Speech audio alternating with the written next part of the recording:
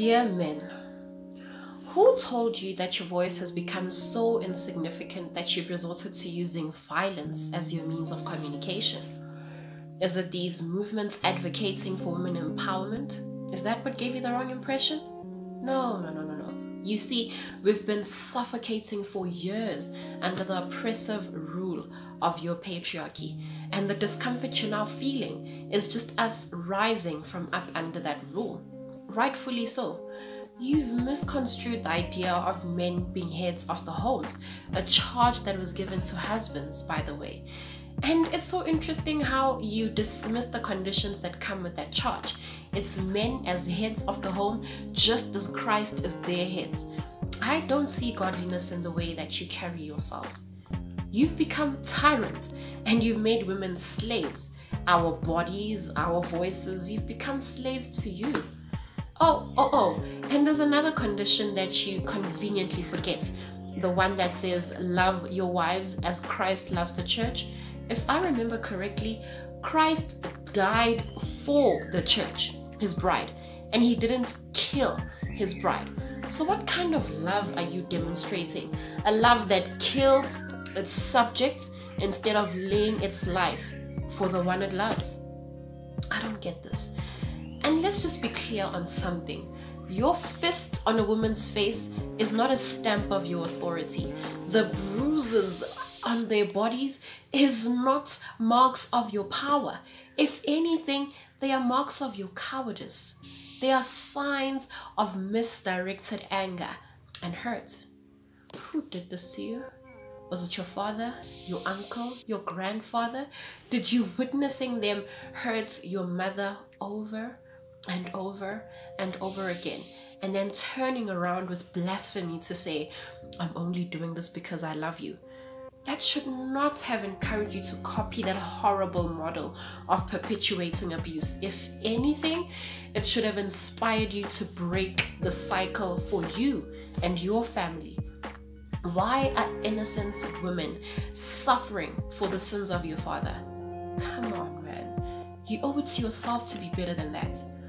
Or is it the fact that he was never there, that he abandoned you?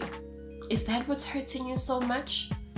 Is that why women are the subject of your anger for all the seeds of rejection that were sown in your heart?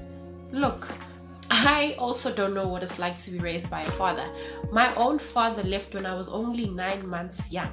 But you don't see me going around torturing men, seeking revenge or the attention of sugar daddies, hurting their wives and their kids in the process.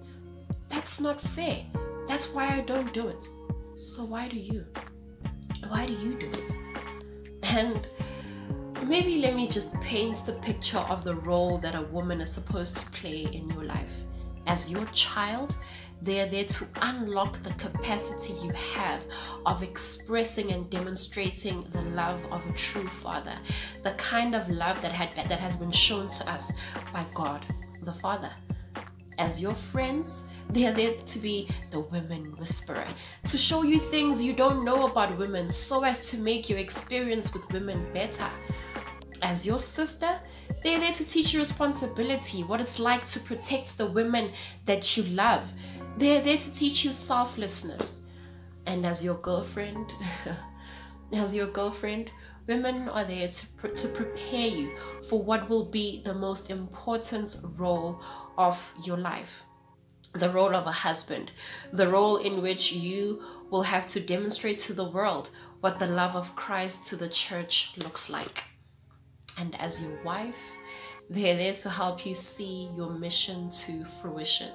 They're there to be your helper. And hear me on this. There's no other time that the Bible references a helper until it speaks of the Holy Spirit. So your wife is there to be your conscience. So see this, realize this, that in snuffing the life out of a woman, that in killing a woman, you're actually killing your own conscience. How's that? Is it really worth it then? Is it really worth it to destroy your conscience with every last breath that a woman takes under your hands? Is it really worth it? Is it really worth losing you? Is it really worth losing your own soul? Is it really worth putting yourself farther and farther and farther and farther away from the image of God that He's trying to restore you to? And let me just be vulnerable here for a second. When you hurl insults at us, they hurt. When you lift your hand to slap or to punch, when you kick and beat, it hurts. When you stab and shoot and use any other weapon to hurt us, it really does hurt. And when you kill us, it hurts our families. It hurts society. It hurts. Maybe you don't realize that we really feel pain. And now I want to talk to the men who aren't abusers per se, but are not calling out the abusers that they know. Your silence will haunt you. It will.